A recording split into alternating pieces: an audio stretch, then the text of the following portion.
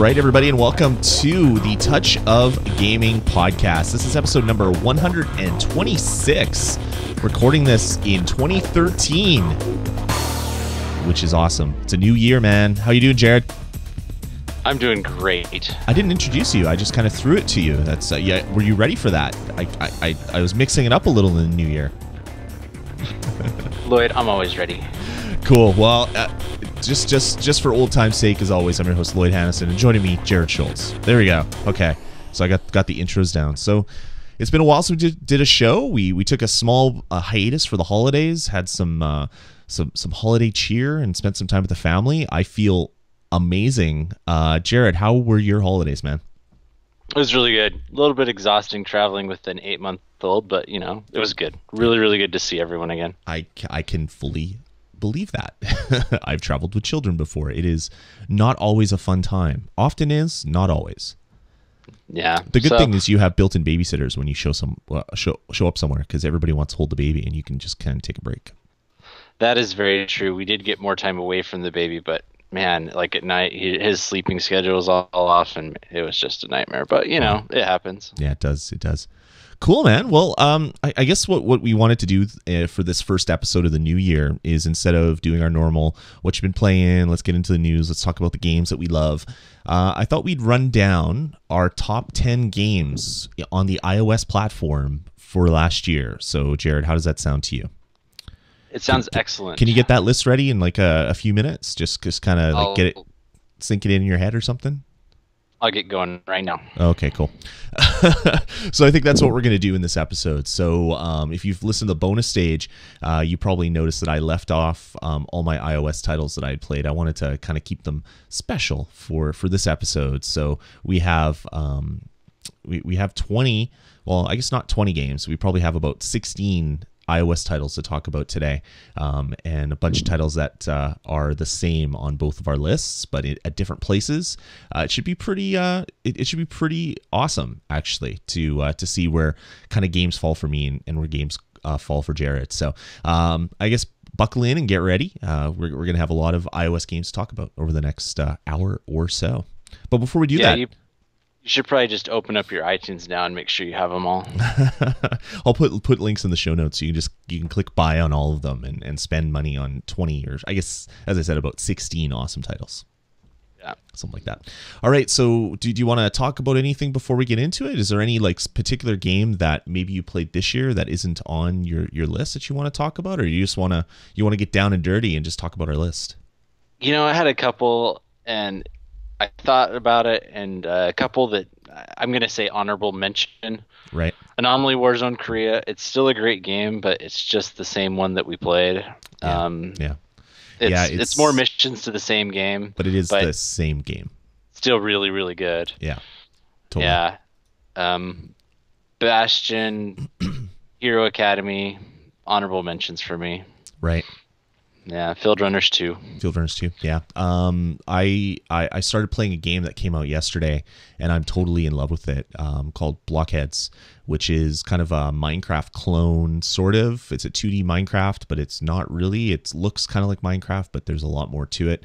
One of the developers that I'm friends with and follow on Twitter, he explained it as Minecraft meets The Sims meets I Dig It, which was that great little 2D digging game where we had this little like tank with a big corkscrew on the front. You dig down and collect items and come back and refuel and stuff like that. And that's exactly what this game is like. It's free to download. It's a freemium title.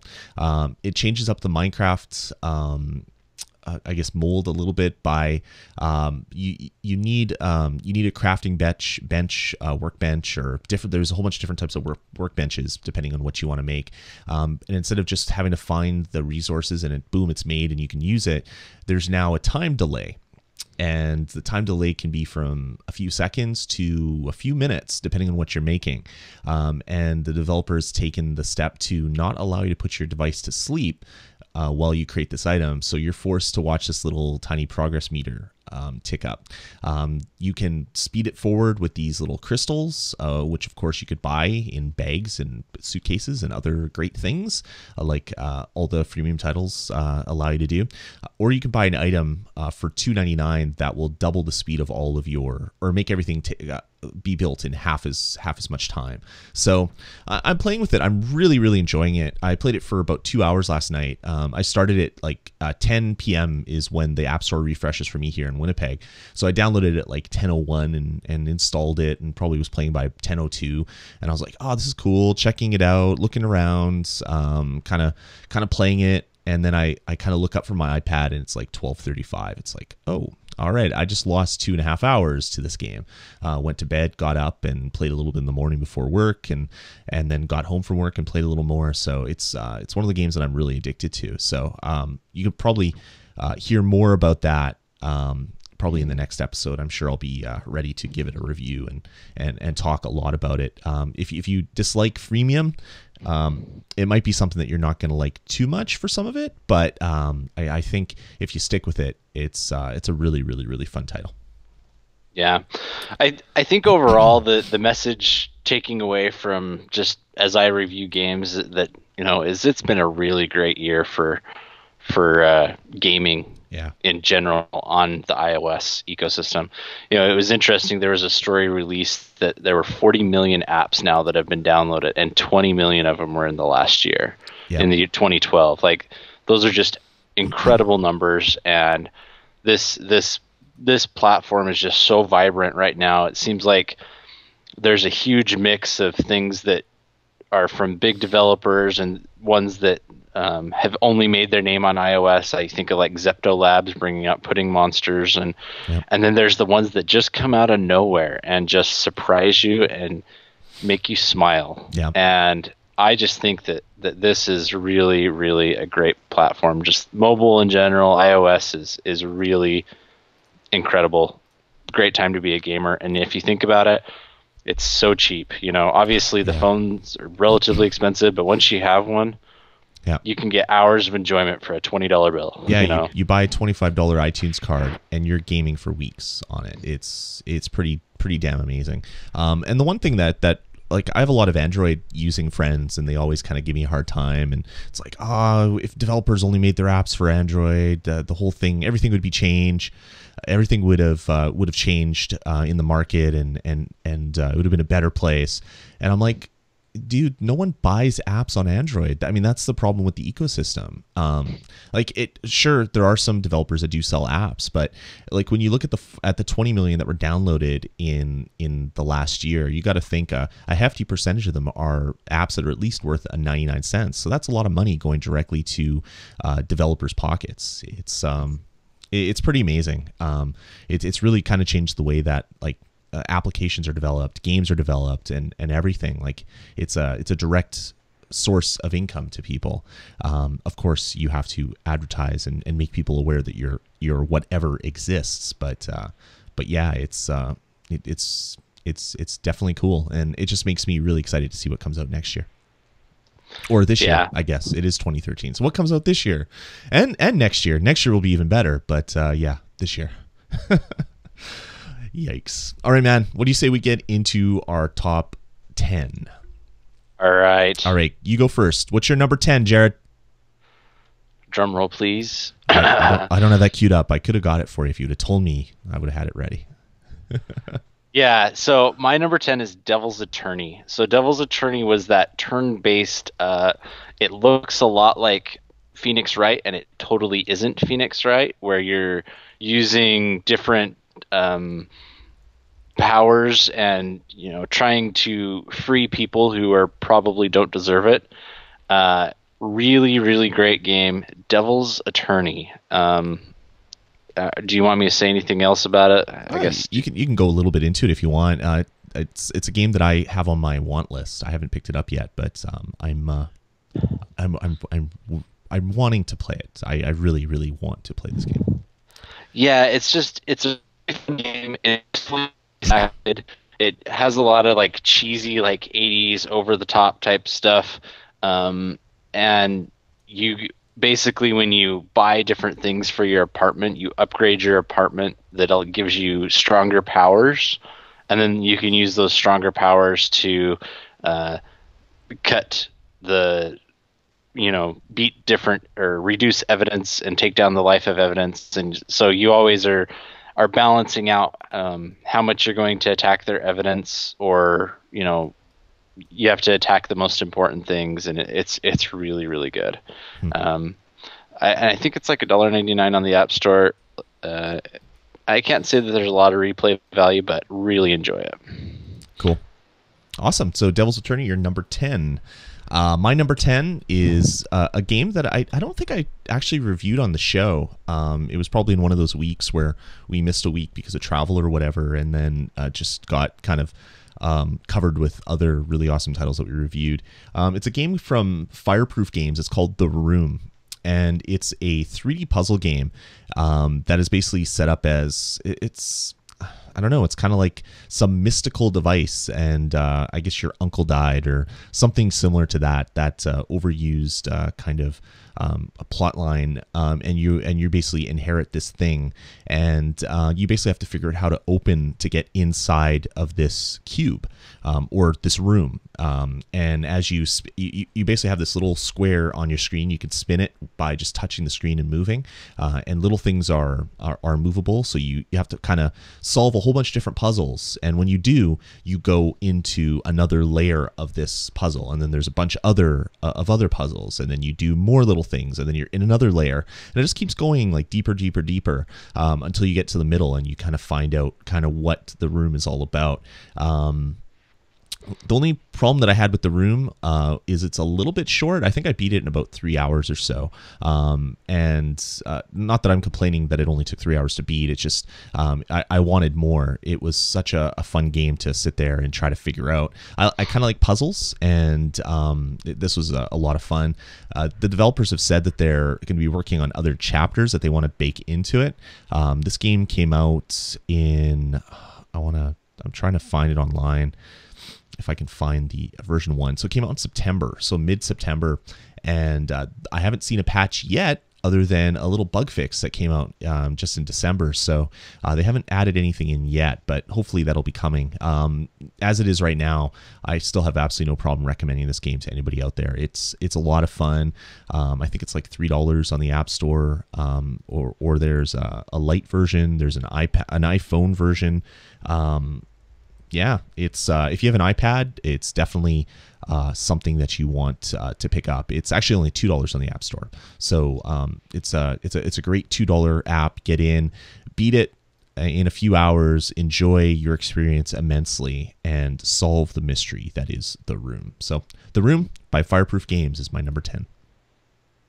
So I just want to recommend something. If you are a regular listener of the show, maybe you should go and try and write down your guesses of what we're each going to say is our top 10. Yeah. I don't know why. I thought that was really funny to do in your guys' top 10 show. I didn't do quite so well. For the bonus stage? For bonus stage, I got a few. I think I got like 4. Well, then I guessed Lloyd's list, and I got 6 of the top 10. For iOS, you mean? Yeah. Didn't you see my guesses? Yeah, I thought you were still talking about the bonus stage. Oh, no. For iOS on the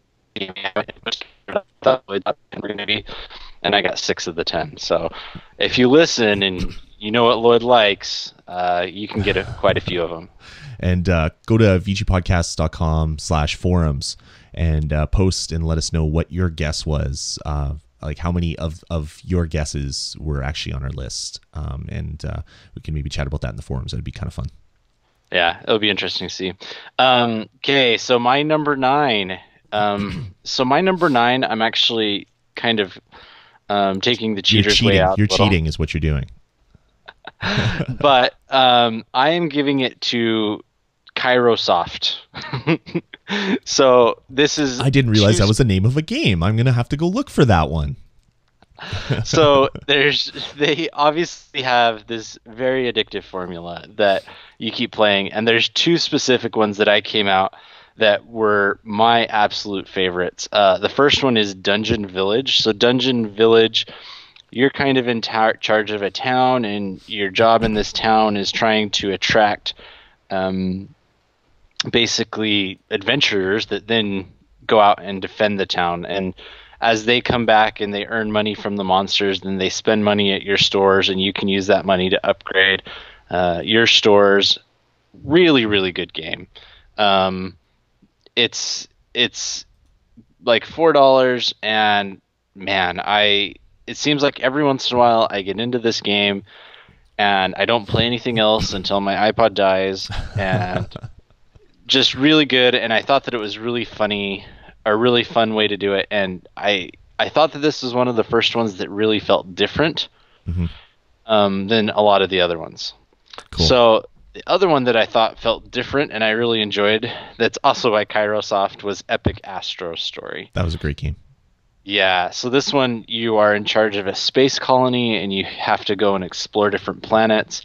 And there's actually little kind of mini battles whenever you're in exploring these planets. Really, really addictive. I don't know how Kairosoft continues to produce digital crack, but they do. And it seems like every single time I get into one of these games, I just can't stop playing it and really, really enjoy it. And you're lucky because you have an Android phone and you can play a lot of these games before us on Android, because they sometimes release some of the games on Android first, and then other times it's the iOS versions come out first. So yeah, so whichever one's first, that's where I tend to end up playing it. Because they don't have any like achievements or anything. Because sometimes if they're on both, I end up playing it on iOS just for the achievements. Right. And they don't have achievements, so that doesn't really matter. And just I'd have it. There's one coming that's going to be great when it hits iOS. Which one is that one? Beastie Bay. Oh yeah, that's the Pokemon one, right? It's a collection game. It's a little Pokemon, but not really. Cool. Yeah. Awesome. So Kairosoft, the whole of Kairosoft gets the trophy in the mail. Not one game or the other, just the whole company of Kairosoft. I just couldn't decide between the two, but I didn't feel like they deserved 2 spots when there's so many other deserving games. Awesome. All right, moving on. Let's get into my number 9. This is another game that I also don't believe I reviewed on the show. I think I picked this one up before I went on my trip to Florida, and I played a lot. Did I review it on the show? You reviewed it. Yeah, I think I did. That's right. You are right. It's by Bitmonster, and it's called Lili. And it's $3 on the App Store. And basically, it's a third-person action-adventure game with a little bit of RPG elements in it. You are a student who goes to a mysterious island to basically look at the island, and then you find out that these plant creatures are they're kind of I don't know, oppressing the robots that are made out of wood, and you're trying to help these wooden robots because the person in charge of the village is very, very mean. And you basically do that by chasing after these wood sprites and jumping on their back and then pulling out the flowers that grow out of them. So you're basically ripping off their appendages, and it's very satisfying when you do it. You get a nice little crack sound, kind of like if you take like a pea pod or a bean and you snap it. It's that kind of sound as you're pulling these flowers off. And as kind of if that was like limbs, the game would be like really disgusting, but the fact that you're pulling flowers off, it's kind of like childish and cute. But anyway, the game itself was so much fun. I basically played through it in a matter of a few days, just addicted to it. It has a really amazing looking I guess environment. The 3D engine basically is, I believe it uses the Unreal Engine. It's either that or Unity. I can't recall. Anyway, it looks unlike any other game that I've seen that uses those engines. It's bright and colorful, and it looks very kind of cartoony, maybe a little bit of like Scooby-Doo-ish in kind of the character designs. But the game itself was just so much fun, and for $3, it was just an unbelievable value on the iPad. This is one of the games that they actually showed off at one of Apple's keynotes. So at Apple definitely dug the fact that this game existed and showed it off. And when it came out, it definitely was worth it. I think I gave it a 4 out of 5 or a 5 out of 5. So anyway, Lili is on my list, and it is awesome. and it is also number 9. Great. So maybe another quick note here. I know I'm doing like notes in between everyone, but sometimes I know that mine didn't necessarily agree with how I rated the games, 5 out of 5, whatever. I didn't necessarily have all my 5 out of 5s on top. Oh, for I sure. don't know if you did the same thing. They're not always the best games, even though they score high because they did what they did well. Well, and some of them are 4 out of 5s, and then when I think about it in the year, I think, man, I had more fun with that one, and so it ends up getting the nod over. Yep. So, I mean, it's not an exact science. I don't think anyone thinks it is, but just wanted to point that out there because I know that one of these I rated 4 out of 5, and yet it got a really high in my top 10. So, all right. So, can I move on to 8? Yeah, please do. All right. This one is one that I actually didn't review, but I did mention that I was playing it, and that's Squadron. Yes. So, what's that? I said yes. Good game. Yeah, it's really good. I've heard it said many times it's the sequel that Star Fox 64 never had, and it's not a bad way to describe it. The controls are really concise. It has an auto fire mechanism, so you're not having to, fire or, put your fingers on it, so that you can actually see the screen. It has really great barrel rolls, which, do a barrel roll. Yeah. That's absolutely required. In fact, when you get lit on fire, electrocuted, or whatever, you have to do it in order to get out of it. It's just really good. I think there's something crazy like 70 levels, and as you go through it, you get money, and you can use the money to go back and invest in your ships and better weapons or better ships, and each ship has 2 different weapons, and you can invest in both of those. It's just really, really fun. I thoroughly enjoyed this game. It's currently $2.99 on the App Store. However, I have seen this one. They went free for a day or two, and I thought that was just pure insanity. It looks really, really good.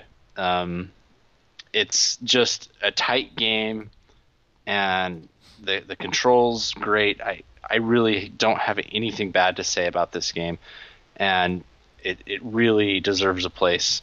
If you're a fan of on-rails space shooters or anything close to that, then you need this game. And that's Squadron. So, yeah, really, really good. Yeah, definitely. I checked it out. I haven't played through the whole game, but I played the first few levels, and it's just, yeah, it's very Star Fox, and that is a very, very, very good thing. Yeah, and they have like this little mechanism where it has the different stars and stuff, and it's really hard to get 4 stars in the game. Like, I really struggled with it. In fact, I at first was trying to get 4 stars on everything, and then I gave up. Right. But it's just a really, really good game, and I highly recommend it. Cool. All right. So there you go. Squadron $2.99 is Jared's number 8. My number 8 is a game that I did review on the show, and I love it. It's by Terry Kavanagh, and it's called Super Hexagon. It's $1 on the App Store, and it is worth picking up. Everybody needs to have this on their device, if only for the great soundtrack or the ripping out of the hair that will happen by playing the game. If you haven't heard me review it, it's basically a Twitch kind of arcadey game where you basically touch the left or right hand side of the screen to rotate clockwise or counterclockwise, and you basically have to avoid getting hit by things. Objects are constantly going in towards the screen. It's a hexagon, sometimes it's a square, sometimes it's a triangle, and they keep coming in, and there's always space where you can go where you're not going to get squashed. So you're trying to memorize kind of the patterns to figure out where you have to go next. You're also trying to watch for other things that are coming. It is a game that is just so simple, but it is so addictive. It's one of those games where I just immediately fell in love with kind of the retro feel to it. The great kind of chiptune soundtrack really helped that because I have a soft part in my heart for that. Soft spot in my heart for that would be how most people would say it, though. And really, really enjoyed the game. So it definitely gets my number 8, even though it is a very simple, I don't know, twitchy, kind of quirky kind of game. It is just so much fun. So Super Hexagon, my number 8. Perfect. I actually didn't get into Super Hexagon. I was really worried that I would just get too frustrated by it. There's a lot of frustration, definitely. Well, my number 7. Number 7, one of the great things about doing the show is that sometimes developers are nice enough to talk to us. And, we had 2 of, the best interviews that I have had with developers this year. And one of those games made my spot at number 7, and that's Hunters. Hunters 2, which I enjoyed Hunters 1 because it was one of the best tactical games that has come out yet, and they just redid everything to make Hunters 2 that much better. They added a story to it, which wasn't really in it. They redid the entire engine and just made it look really great. It just feels really controlled. There are different powers and different types of units that you want to use. Maybe you'll want to have the big hammer guy, and you want to have him pretty fast so that he can get in there and deal his big blows. And then you also want to have some sort of sniper guy, and maybe you'll want to have a couple of tanks that can make sure that they can soak up the hits when it kind of feels, there's a little bit of like that XCOM feel to it. Yeah. Where, you're dealing with these big guys in suits of armor. And man, Hunters 2 by Rodeo Games, it's $4.99, so it is a little bit more expensive, but I really enjoyed this one.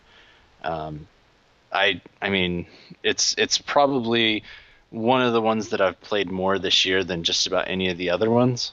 And it was really cool how they had all the daily bonuses and stuff like that, so that it kept you coming back and trying.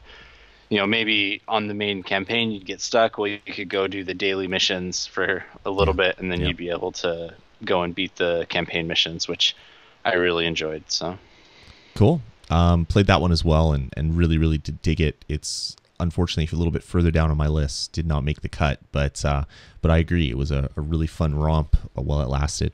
It was a great game. Cool. Moving on. My number 7 for this episode is one of the only kind of, Zynga-like kind of games that are on my list. It's the one that I played the most, and it's not a Skylanders game. People are probably thinking of Skylanders Lost Islands, but it's not. It's Simpsons Tapped Out. It is free. It's a freemium title, and it's probably the only freemium title where I've actually spent money on buying premium currency to get items, not to help me through the game or buy any items that make things quicker, but to actually get buildings, that because I'm such a Simpsons freak. So basically you're building Springfield exploded. I've talked about it on pretty much every podcast ever, so you probably know what it is, but I'll give you a quick rundown.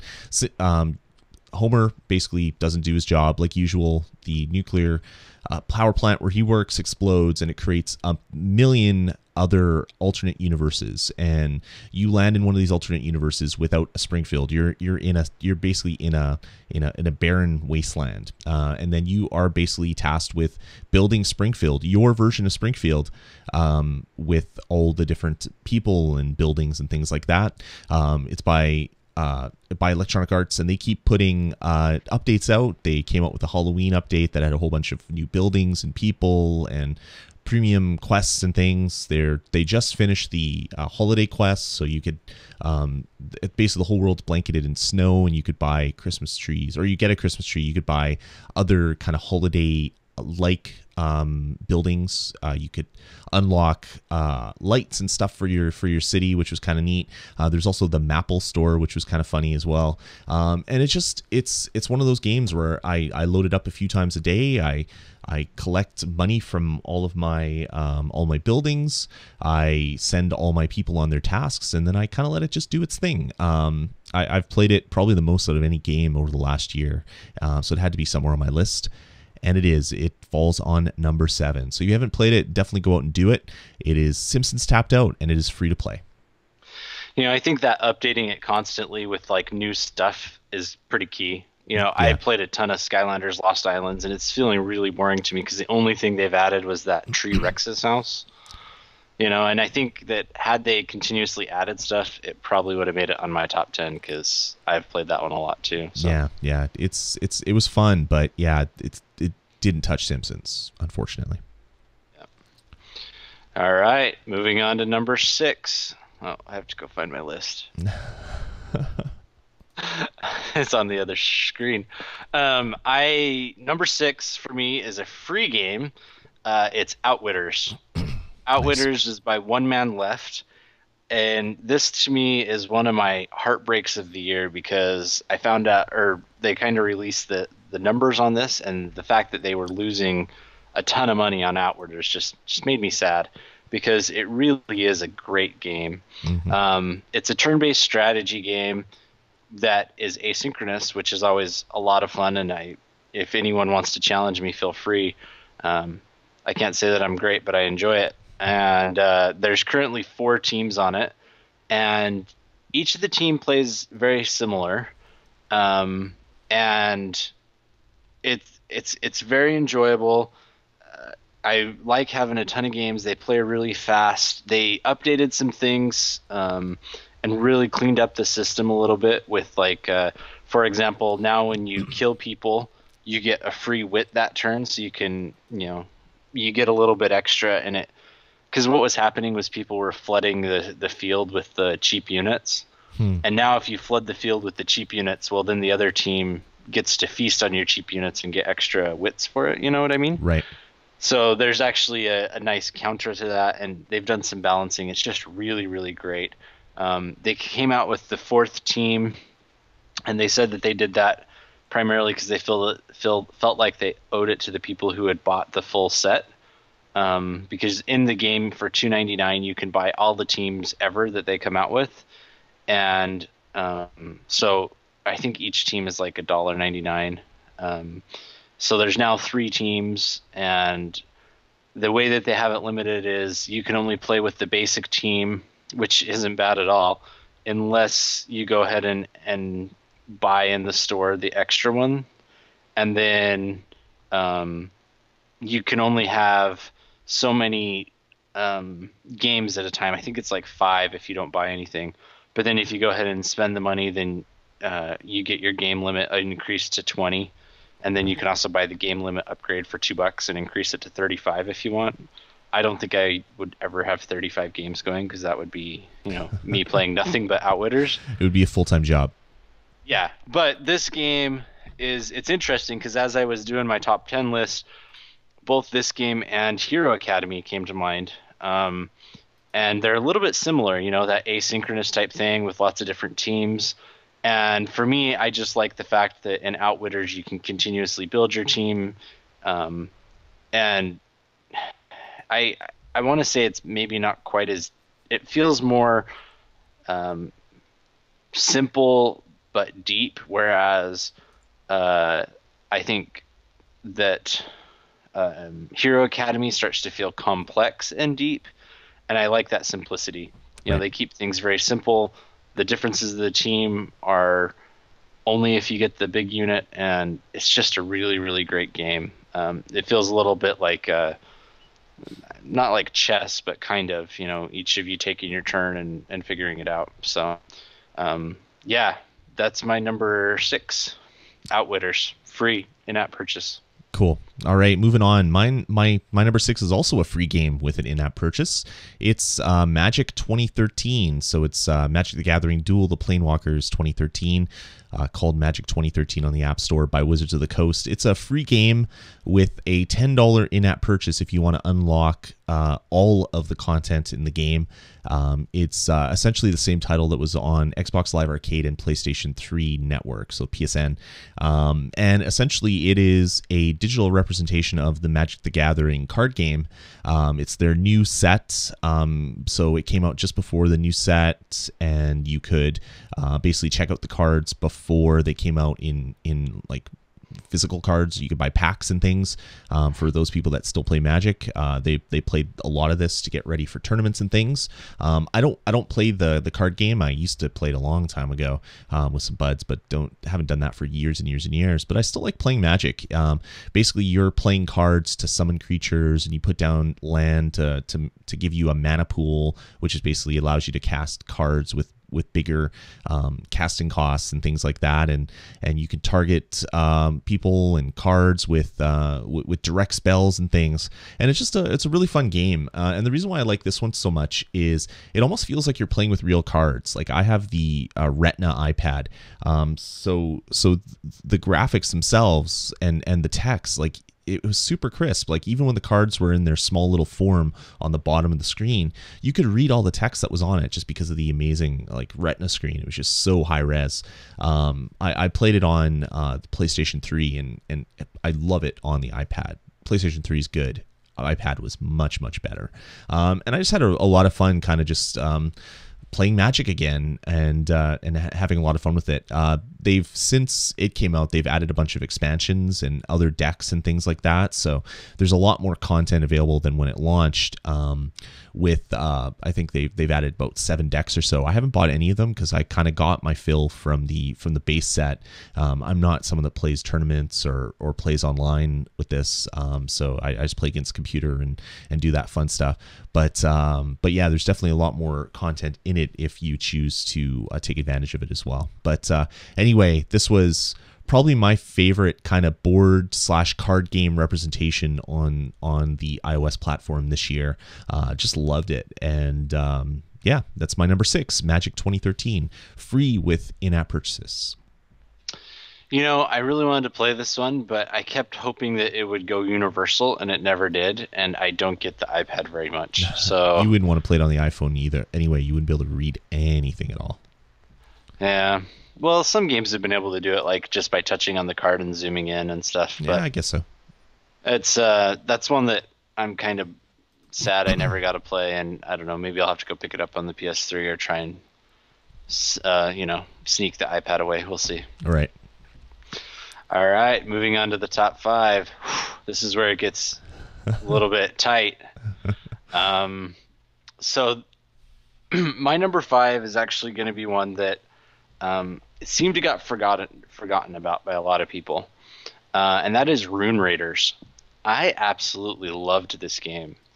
It is now free and has in-app purchases, and I went back to it a little bit when I was preparing for this, and it feels a little bit different because they now have some in-app purchases. They now have a second campaign in there, but the second campaign costs $1, which is probably fine, if you get 10 levels for it. But I'm not sure how they're balancing that in-app purchase yet, and that kind of scares me a little because they added an extra like 5 missions to the main campaign, and I think that is all now free, and then you have to pay.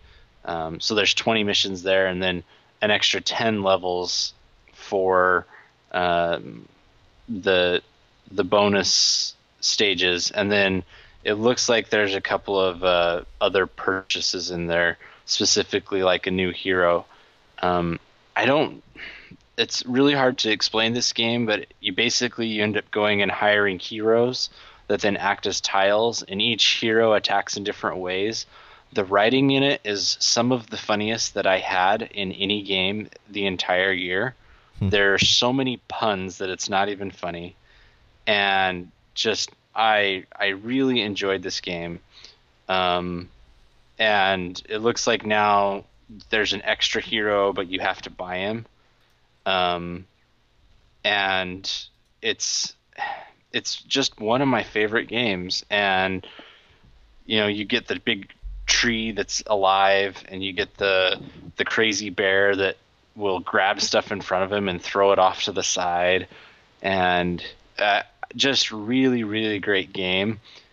And I'm sad it didn't get more press.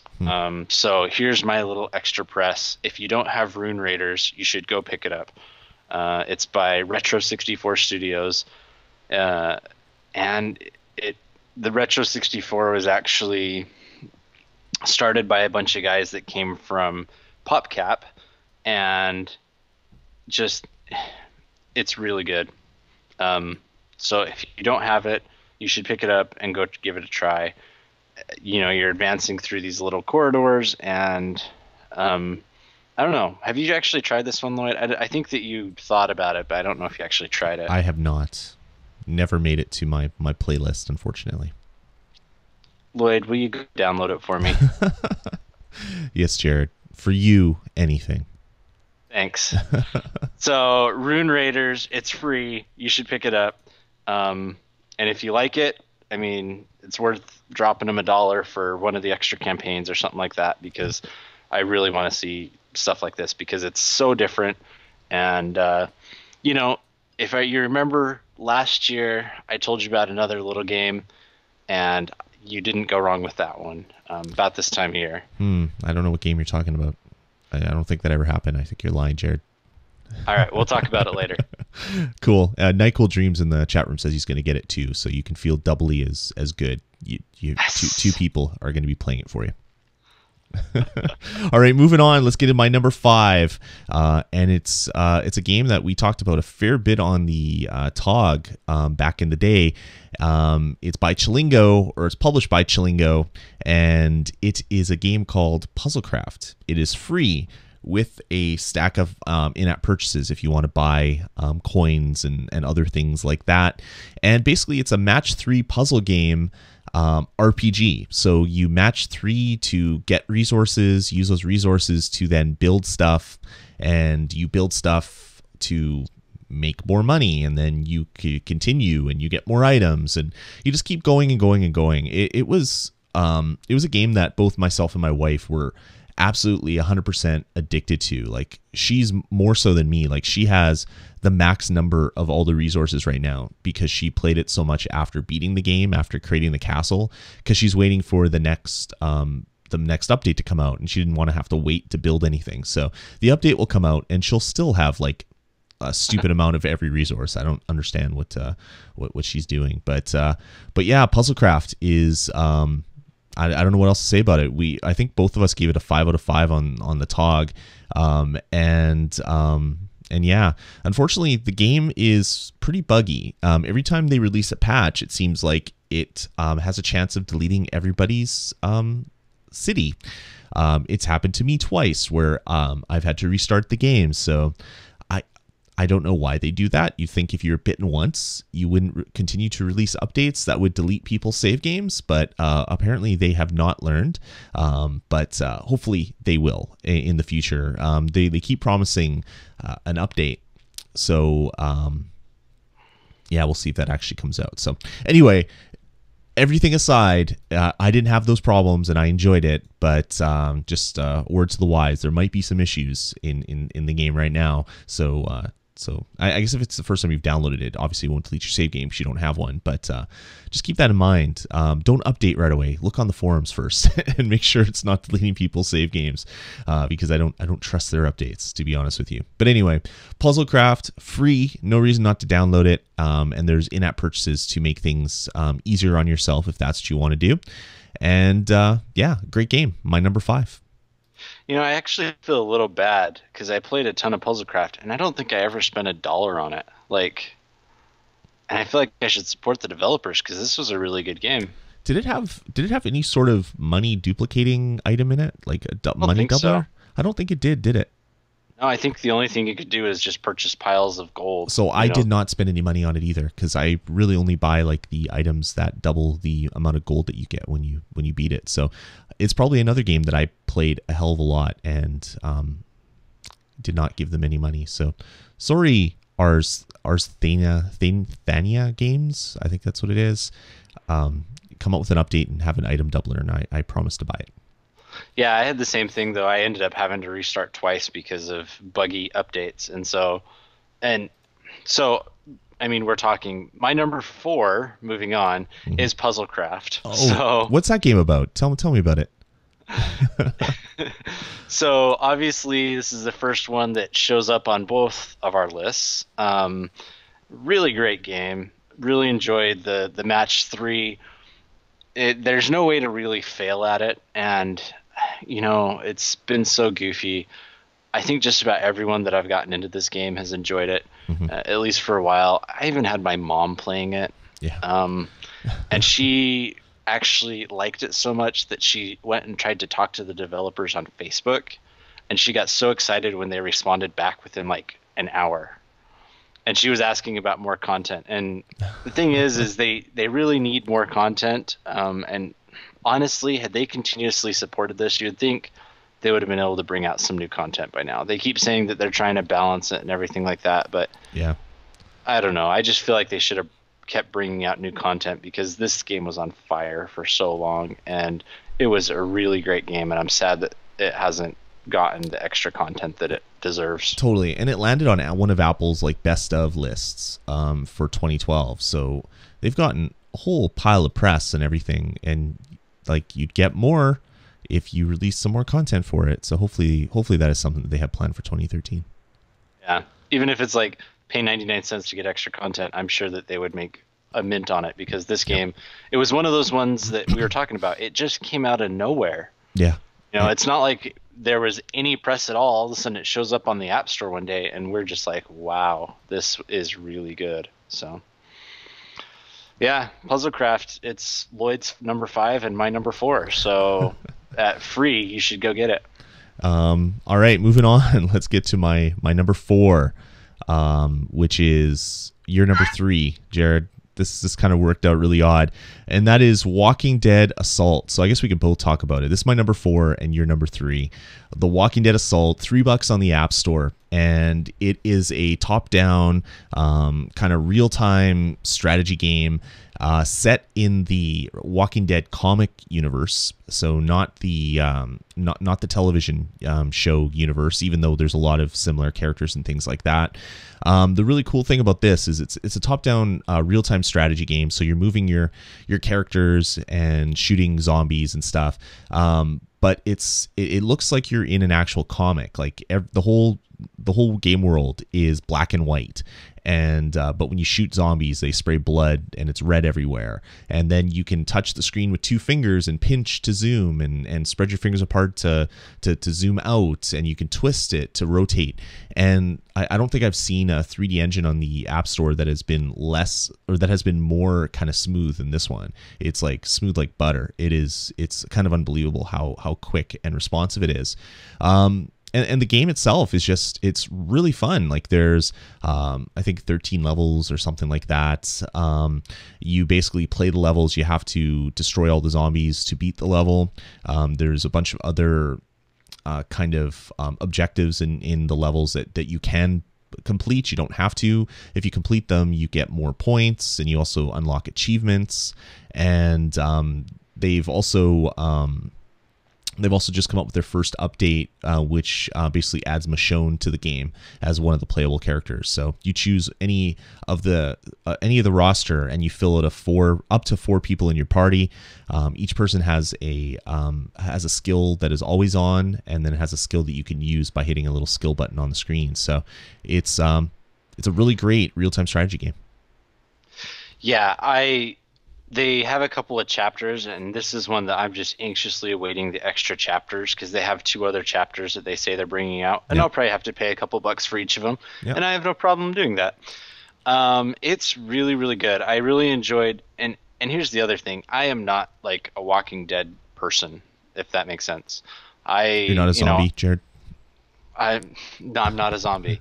I don't know, just in general, I'm not a huge fan, haven't really watched any of the shows, and yet this game I found extremely compelling. I mean, obviously, I put it up at number 3, which is pretty impressive. Mm-hmm. And yeah, Walking Dead Assault, it's really great. I enjoy the extra strategic element of trying to put together a team that works well together, and then I enjoy the extra bonus like side quests that you can do. Mm-hmm.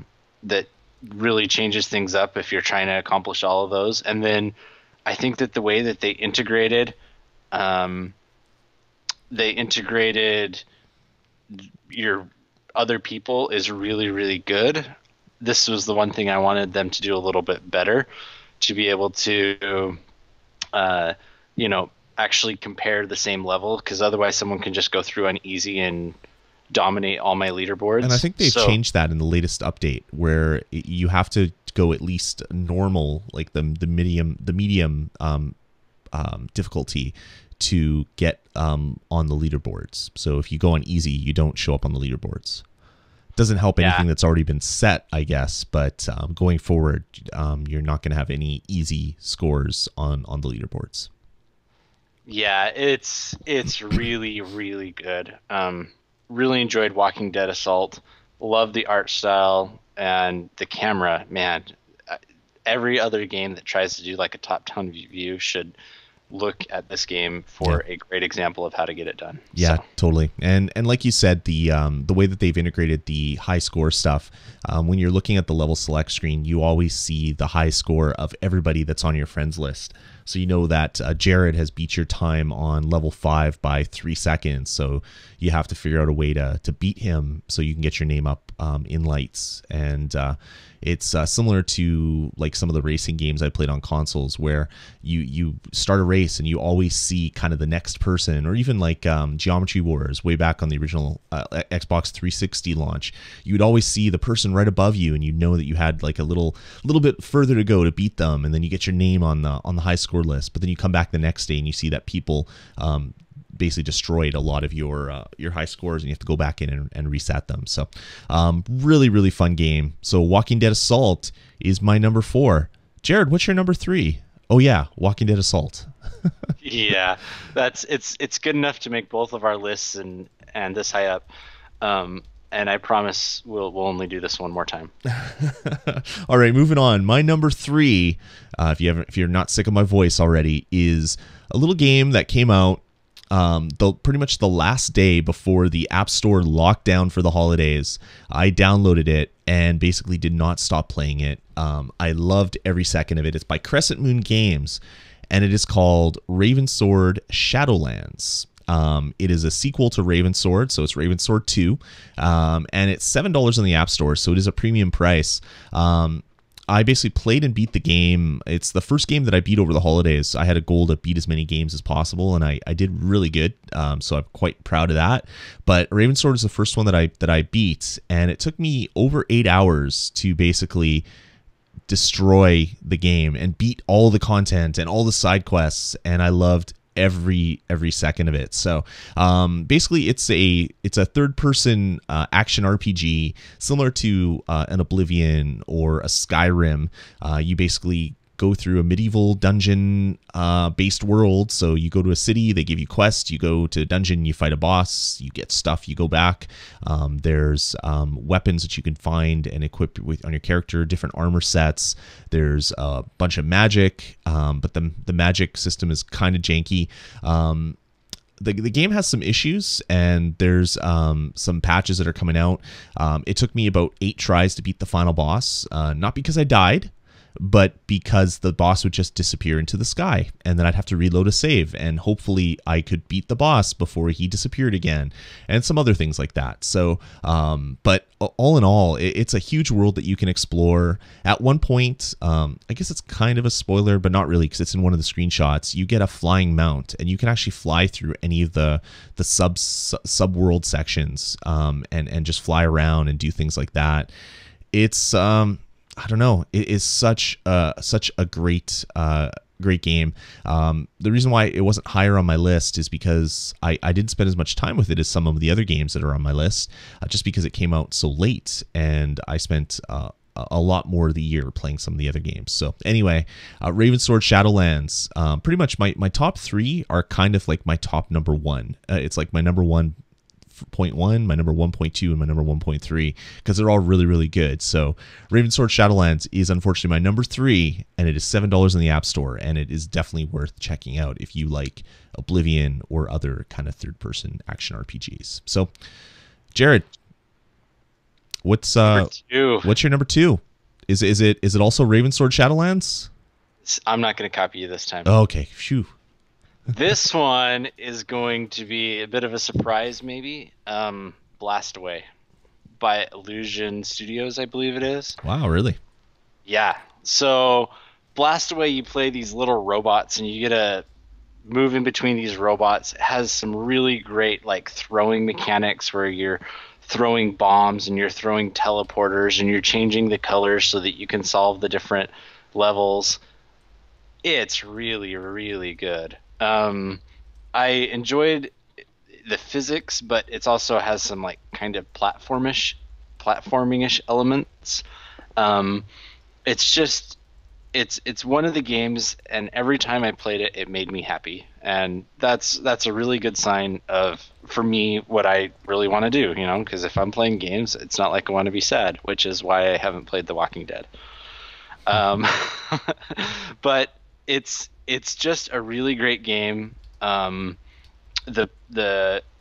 levels are difficult and present a nice challenge so that it doesn't, handhold you or make it too easy.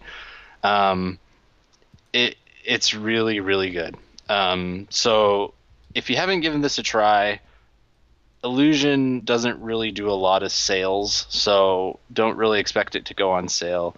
It's $5, and you're trying to collect the different guys and play through all the different levels. And I think that there's currently 80 levels, so it's a good length game, and each level probably takes probably a minute or two, so it has a really good length, and I really enjoy it. So it's a $5 game, but Blast Away is my number 2. Cool. Awesome. Moving on. Let's get to my number 2, which is a little game that is Jared's number 1, unfortunately.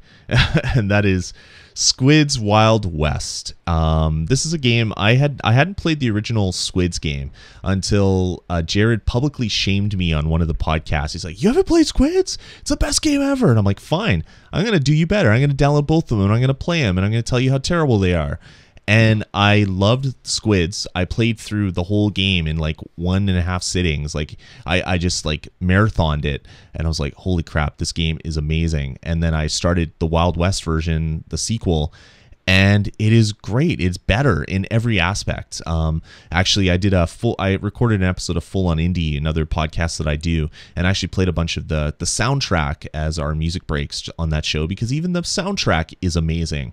The game is $2. It was actually free for the better part of the holidays, so hopefully people were able to get in and download it for free. If not, it is worth the $2. And basically, it is a it's not really an RPG, because you're not really leveling up too much. You're finding hats which give you extra abilities, I guess. But it is it's a turn-based kind of action game where you control you control a squad of squids, which is hard to say. Try to say that 5 times real fast. And basically the control mechanics are you pull back on the squid's little tentacles, and then you let go, and then it flings your squid towards the enemies. And if you hit them, you do damage. You have special powers which you can trigger just by tapping the screen. Some of your squids have guns. The other ones can do like this like Hulk stomp, which doesn't make sense that you're under the water, but hey, it's not my game, so I'm not gonna criticize it too much. You basically have to defeat all the enemies, get to the end of the level, and at the end of the game, you save the princess, or whatever the end goal is. I don't want to kind of spoil it here. The game has characters that you can find, a whole bunch of unlockable hats, which then you wear the hats and they upgrade your character's skills permanently. So you can just find the hat, use it once, and it permanently upgrades your character, kind of like a level up system. Yeah, it is just a really fun game. It's quirky. They're doing really good for them because they came out with a Squids comic, which they're selling now. So hopefully we can see a lot more out of the Squids. I hope they come up with another Squids game early in 2013. I think this one did really well for them, so I don't see why they wouldn't. So Squids, if you haven't played it yet, Squids Wild West, do check it out. Check out Squids first. It is just as good. Squids, it's not just as good. Wild West is a little bit better, but Squids is a really awesome game as well. And the developers are also, they're constantly just throwing more content into the game and making it even better, which just kind of blows me away. So check it out, Squids Wild West, $2. Jared, what do you think of Squids Wild West? Well, I mean, Squids Wild West is just an absolutely fantastic game. I remember I played the first one and I liked it, and the things that they did different were pretty minor. Well, no, actually, I take that back. They did quite a few things different, which was really cool that they were willing to take it and make such a big deal about it. And they added a lot of levels, and they made the levels a little bit shorter because it seems like the levels in the first one sometimes would be a little long, which didn't work quite as well on a mobile handheld like this. Sometimes you just want a quick level, and sometimes it's like 25 turns or something like that. So just it's a really great game. And then they added the horses, the mounts that just make it so much fun. And like you said, they keep adding in new content. I just actually opened up Squids, and I have like 3 levels that I haven't played. I don't know when they got added, but it's just really cool that they keep adding more and more levels to this game. And it's one of the ones that just doesn't get deleted. I mean, I don't delete, or I usually delete games. I'm always looking for space, but Squids has lasted. It came out a little bit earlier in the year, but yeah, really happy with Squids Wild West.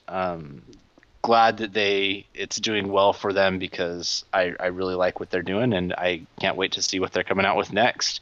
Mm-hmm. So yeah, you kind of broke my news for me. Sorry. Squids Wild West, my iOS game of the year. I kind of took your thunder away there, Jared. I'm sorry. It's all right. I still very much enjoyed it. Okay, so Squids Wild West, your number one. My number one is a game that another game which I picked up and I just couldn't stop playing. It's like one of those marathon games for me, and it's by Warner Brothers, and it's called Bastion. Basically, Bastion is a action adventure RPG, which it's better than any other action adventure RPG because it has a narrator, and everything you do in the game is narrated by the narrator, and he has probably one of the best voices ever. If I could have my life narrated by this guy, I wouldn't need money. I would just be so happy with everything that was going on in my life with this guy doing the narration. The game is $5 on the App Store. It was $1 for all of the holidays, so I know a lot of people downloaded it. But yeah, Bastion is worth $5. It's actually worth the $15 it costs on Xbox Live Arcade. It's worth the $10 it costs on Steam. It is just one of the best. I don't know. It's one of the best action RPGs I've played all year. Basically, you play a guy called the Stranger. You wake up and you don't really know who you are, the typical amnesia kind of thing. And you basically are, you figure out that the world is kind of been ended because of some stuff that's happened. And you are basically trying to help these people piece the world back together. The world has, the game has a couple decisions that you can make, kind of moral decisions, which really change the way the game kind of unfolds. You can always go back and play it the other way. Just a really, really amazing title. And it was great on Steam. It was great on Xbox Live Arcade.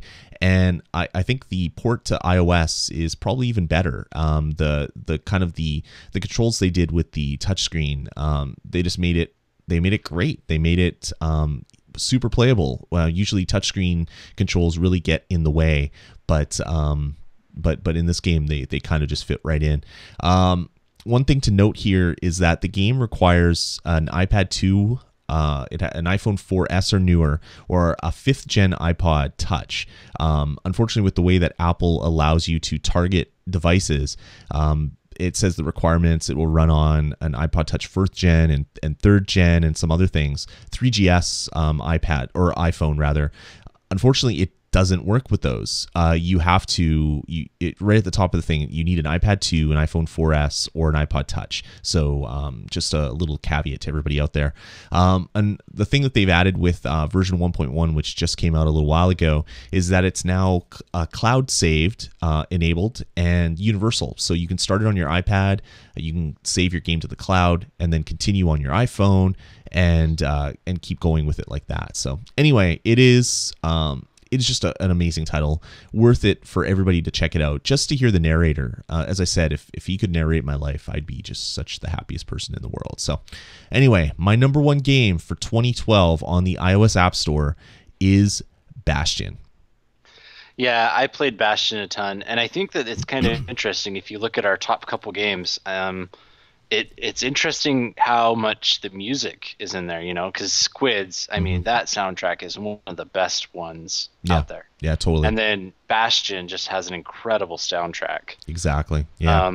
And then obviously, as you mentioned, the narrator over and over again, so good. So it's interesting to see how, you know, that music side has really come into its own a little bit in the iOS now, that you can actually have great soundtracks made. So yeah, exactly. Cool. All right, so that's our top 10 of 2012. Of course, I'll put links to all the games in the show notes. But before we go, I thought it would be pretty fun to talk about our number 11. I thought we could each give our number 11s to see which game just fell out for whatever reason. So Jared, what was your number 11? What game just missed by a hair? Field Runners 2. Field Runners 2, yeah. That was like my number 14 or 15. It was good, but there was so many games that I played which I enjoyed much, much more than that one. I loved Field Runners 2. Great tower defense game. They added so much and brought me back to the tower defense genre, but just didn't quite make it. It was really good, though.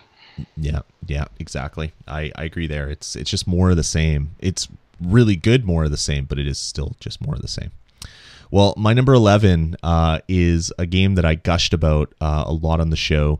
I like kind of the platformer. I'm a retro fan, and I just had so much fun playing this game, both on my iPad and also with my iCade, and that is Mikey Shorts. 99 cents on the App Store. Worth buying, and it just missed it by that much, a smart man once said. So Mikey Shorts, unfortunately, is my number 11, and all our number 11 to number 1 will all make it into the show notes, so you guys can check that out on vgpodcast.com. All right, man. That's a good one. Yeah, that was a good show. It wasn't as long as I thought. I thought we'd be here for about 4 hours, like the bonus stage one that we did, which took forever. I think most of the time was spent talking about how many lists a particular co-host has created. Little inside joke there if you listen to all the shows. I love giving Jeff a hard time. So yeah, if you haven't listened to it yet, head on over to VG Podcasts. Our Game of the Year 2012 was 2.5 hours. 3 of us talk about our top 10 console and portable games, and yeah, it was a lot of fun to put together, and been getting a lot of really great feedback from it as well. So definitely check it out. Yeah, and stay tuned for another great year. I mean, I already have some good stuff that I'm ready to start reviewing coming up here in the next couple of weeks. Oh yeah, there's a lot of great games. A lot of great games, man. Yeah, and we've gotten some good ideas for maybe trying a little bit different format of show every once in a while in the forums. Yep. Not sure we're going to do that, but I think that it's a very interesting idea, and maybe we'll give it a try. You know, come talk to us in the vgpodcast.com/forums and give us your thoughts. Yep. Let us know what you want. Let us know what you want out of the podcast. If you we stopped doing iOS Pulse just because we just didn't really have the time to do it, but if iOS Pulse is something that you guys really like, we can maybe think about doing a couple a month instead of a couple a week. That might be a little bit more doable. Let us know. Head on over to the forums and kind of just tell us what you want out of the show. 2013 obviously is new, and we want to change to better serve you guys, the listeners. Do whatever we can to make things sound and turn out a little bit better for you guys. So definitely thanks to everybody for staying subscribed over the holidays. Got a lot of really awesome emails from people wishing me Happy New Year and Merry Christmas, and telling me to take some time off and relax, because I said that we were getting a little burnt out near the end and I was going to take some time off. We did, and yeah, come back and ready to go. I'm actually doing 4 shows this week, so starting it off with a big bang. We did the Full on Indie yesterday. We did obviously ToG today. The bonus stage is every Friday at 10 p.m. Central, so if you want to join in on that one, that's always a fun show. And then I want to fit in a Nintendo Pulse in there somewhere as well. So a lot of great podcasts coming out at vgpodcast.com. So do check it out, and do join the forums and let us know what kind of stuff you want to hear. So yeah, thanks everybody for staying tuned. Let us know what you think, vgpodcast@gmail.com, and we'll talk to you next week, everybody. right, Jared. Yeah. Thanks a lot, man.